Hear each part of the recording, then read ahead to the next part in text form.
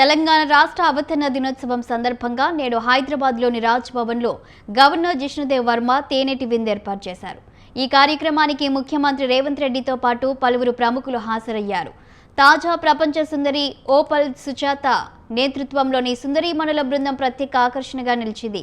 Governor ఇచ్చిన ఈ తేనెటి విందుకు ముఖ్యమంత్రి రేవంత్ రెడ్డితో పాటు రాష్ట్ర మంత్రులు పొన్నం ప్రభాకర్, జూపల్లి కృష్ణారావు హాజరయ్యారు.